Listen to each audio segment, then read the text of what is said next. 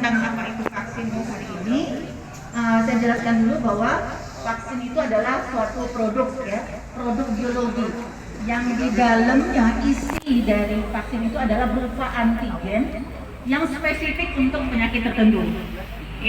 Jadi kita sudah mungkin mengenal bermacam-macam vaksin di luar vaksin COVID ini. Jadi dari mulai bayi, dari kita sudah memberikan vaksin BCG yang memang spesifik untuk penyakit TB, misalnya hepatitis dan sebagainya. Nah, kebetulan lagi di zaman pandemi COVID ini, maka vaksin yang diberikan adalah vaksin COVID yang spesifik untuk penyakit virus COVID ini. Jadi vaksin di Indonesia yang sudah diberikan izin edar oleh pemerintah itu sudah bermacam-macam. Mungkin pertama kali kita sudah kenal namanya vaksin Sinovac. Ada vaksin AstraZeneca, ada vaksin Sinopharm, ada vaksin terakhir kemarin kita dapat Moderna. Nah, hari ini Bapak dan Ibu serta adik-adik sekalian mendapatkan nanti insya Allah vaksin Pfizer. Beruntung Bu, kalau kami sebetulnya pengen dapat vaksin ini, tapi kebetulan karena waktu pertama kali awal nggak dapat vaksin ini, kami dapat Sinovac. Alhamdulillah hari ini Bapak dan Ibu diberi kesempatan mendapatkan vaksin yang efikasi atau khasiatnya jauh dibandingkan dengan vaksin yang lain. Jadi vaksin Pfizer ini adalah suatu vaksin yang diproduksi oleh namanya dari Amerika Serikat. Jadi sama dengan Moderna. Jadi vaksin ini dibuat dari vaksin messenger RNA. Jadi kalau kita kenal dengan Sinovac, itu adalah vaksin dari virus yang dilemahkan. Kalau dari misalnya dari AstraZeneca itu juga sama dari mRNA. Nah, ini juga sama dari messenger RNA. Jadi dia spesifik bukan dari virus yang dilemahkan atau virus yang dimatikan dari vaksin ini, tetapi dari inti sel dari si virus tadi. Jadi ketika dia dimasukkan di dalam tubuh, virus vaksin ini yang berfungsi sebagai antigen, sebagai kuman, akan merangsang terbentuknya antibodi atau kekebalan. Nah, kekebalan ini yang kita harapkan. Dia akan merangsang tubuh untuk membentuk protein, di mana protein ini nanti akan berusaha untuk membentuk antibodi spesifik terhadap virus COVID. Nah, vaksin ini diberikan pada anak mulai usia 12 tahun ke atas, sampai dengan seterusnya. Sudah mendapatkan izin edar dari Balai POM sejak tanggal 14 Juli 2021. Kalau Moderna, yang lain-lain semuanya juga dapat izin edar juga. Sudah melalui tahapan penelitian di tahap ketiga. Sudah layak untuk disuntikan. Jadi sebetulnya di daerah Jawa itu sudah lama dapat Pfizer. Cuma karena kendalanya beda vaksin Pfizer ini, karena dia hanya bisa disimpan di suhu yang begitu dingin, -10, -90 sampai -60. Beda dengan di Moderna, itu -20. Bayangkan Bu, saking repotnya bagaimana kita penyimpanan ini. Beda dengan Sinovac yang bisa diletakkan di suhu kulkas 2 sampai 8 derajat Celcius. Nah, jadi saking spesifik sekali bagaimana proses penyimpanannya, bagaimana proses pelarutannya. Nah, makanya kemarin kita belum dikasih kesempatan. Sekarang alhamdulillah vaksin ini sudah ada. Nah, vaksin ini selain bisa untuk anak-anak, juga bisa diberikan untuk ibu hamil dengan usia kehamilan di atas 13 tahun. Termasuk juga ibu menyusui. Jadi vaksin untuk ibu menyusui selain dari Sinovac juga bisa diberikan Moderna dan terakhir adalah Pfizer.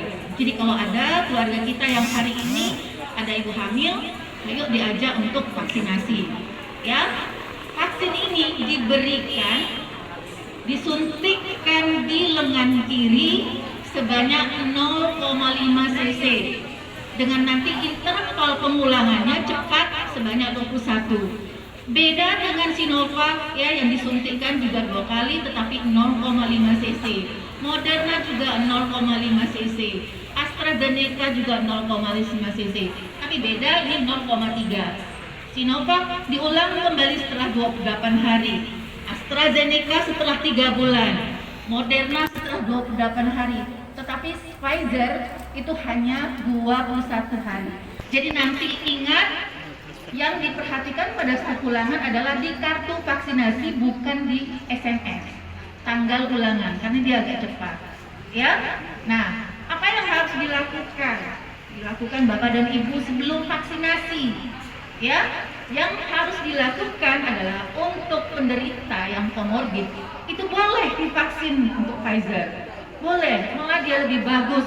Kenapa? Karena efikasi yang khasiat yang saya katakan tadi begitu tinggi. Kalau kita lihat Sinovac 65,3%, AstraZeneca 76%, Moderna 94,1%. Pfizer untuk anak di atas 12 tahun efikasinya bisa sampai 100%. Bayangkan ya, untuk anak di usia 16 tahun 95,5%. Jadi rata-rata di 95% ya. Nah, makanya kata saya tadi sangat luar biasa Bapak dan Ibu hari ini dapat kesempatan untuk divaksin Pfizer. Nah, dengan efikasi yang tinggi ini maka cocok untuk vaksin-vaksin yang mengalami tadi ya, ada mutasi yang jadi alfa, ada beta, cocok untuk penderita-penderita yang punya komorbid. Tetapi tadi ada syarat ya, tidak semuanya mentang-mentang cocok untuk orang-orang dengan penyakit komorbid di mana imunnya turun, rendah. Nah, jadi harus dilindungi. Apa saja syaratnya? Nanti pas screening itu akan ditanya oleh dokternya ya. Penderita hipertensi tidak boleh dengan tensi 180 derajat Celcius di depan petugas. Yang penderita komorbid lainnya seperti demam berdarah, ada kencing manis, ginjal ya, jantung dan sebagainya ya, ada penyakit-penyakit yang lain harus sudah melalui pemeriksaan oleh dokter, rajin konsultasi ya, ada obat yang rutin diminum. Jadi kalau untuk penderita hipertensi yang baru ketahuan hari ini, selama ini tidak pernah melakukan pemeriksaan kesehatan, tekanan darahnya tinggi, mohon maaf tidak bisa kami vaksinasi. Jadi itu adalah persiapan pertama yang harus dilakukan oleh Bapak dan Ibu. Artinya persiapkan ya dirinya bahwa dalam keadaan sehat dan terkontrol, tidak ada demam ya, batuk dan pilek yang tidak pernah mendapatkan pengobatan ya, tidak ada sesak napas yang hari ini lagi megap-megap. Jadi penderita asma boleh divaksin, tetapi dalam keadaan terkontrol ya. Kemudian juga jantung juga dalam keadaan terkontrol. Selanjutnya persiapan apa? Mungkin istirahatnya yang cukup semalam, makan minumnya yang cukup sehingga pagi hari ini sudah sarapan. Kemudian persyaratan administrasi, membawa fotokopi KTP yang KTP sendiri gitu kan, kemudian nomor handphone yang bisa di SMS ya. Nah, ketika itu sudah selesai dipersiapkan, maka ada Bapak dan Ibu nanti akan mengisi form blanko. Blanko yang disiapkan itu adalah yang diisi hanya identitas saja. Untuk screening nggak boleh diisi, karena itu hanya nanti dokter yang akan melakukan. Jadi nanti sudah selesai, nanti di sini diregistrasi, namanya dilihat dulu, di entry dulu, apakah masuk ke dalam vaksin gotong royong atau enggak ya.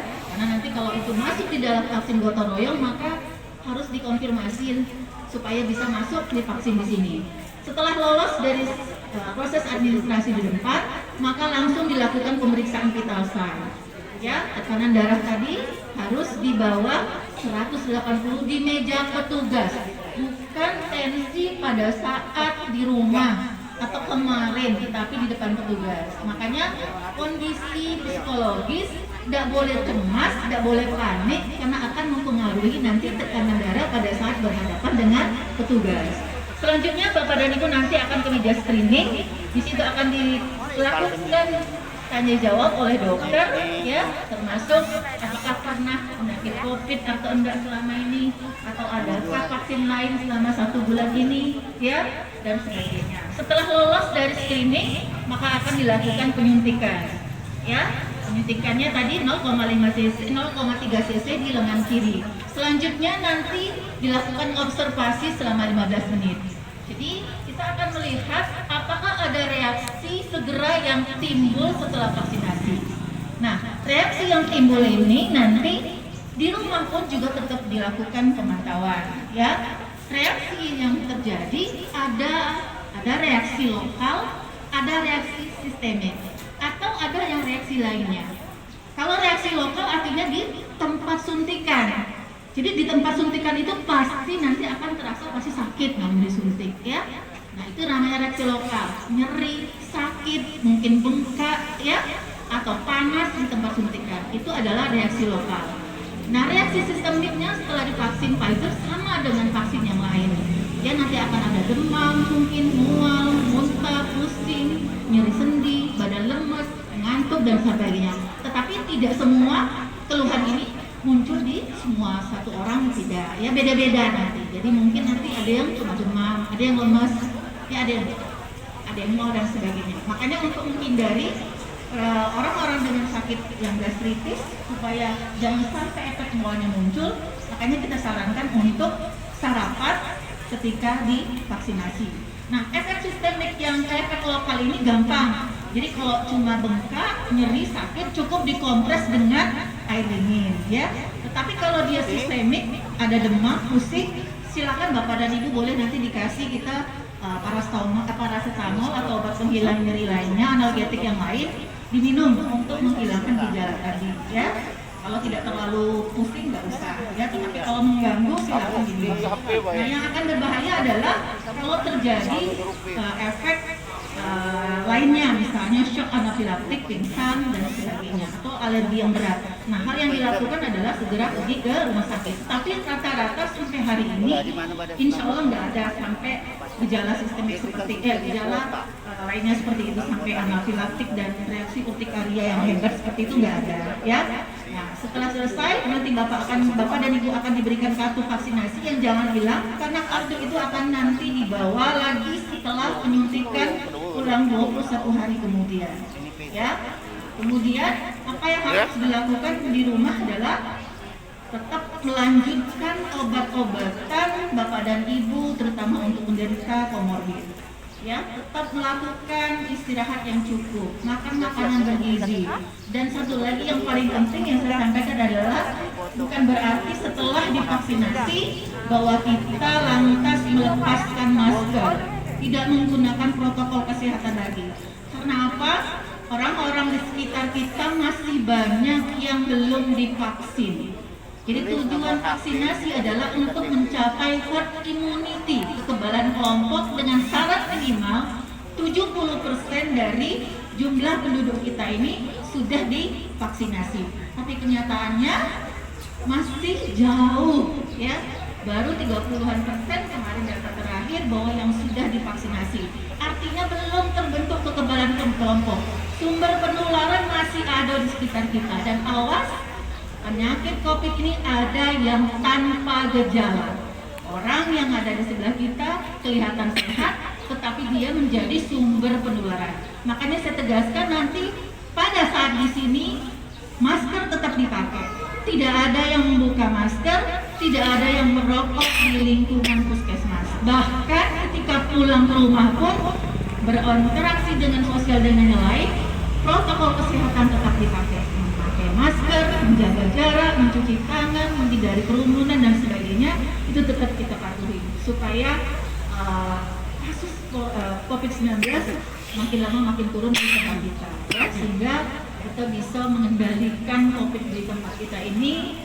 Zona yang kemarin selalu merah, mudah-mudahan berangsur-angsur jadi zona hijau, dan bahkan insya Allah dengan kita cepat sekali melakukan vaksinasi, protokol kesehatan dilaksanakan, penyakit COVID ini bisa insya Allah tidak ada lagi di Kecamatan Lawang Kidul ini. ya. Jadi itu saja yang saya sampaikan hari ini. Mudah-mudahan Bapak dan Ibu yang hadir hari ini semuanya lolos screening sehingga bisa divaksinasi. Selamat yang bisa divaksin hari ini, selamat juga bisa dapat pertama sekali untuk disuntik dengan menggunakan vaksin Pfizer ini. Itu saja, terima kasih atas segala perhatiannya. Mohon maaf kalau ada salah dan hilaf. Kepada Allah saya mohon ampun. Wassalamualaikum warahmatullahi wabarakatuh.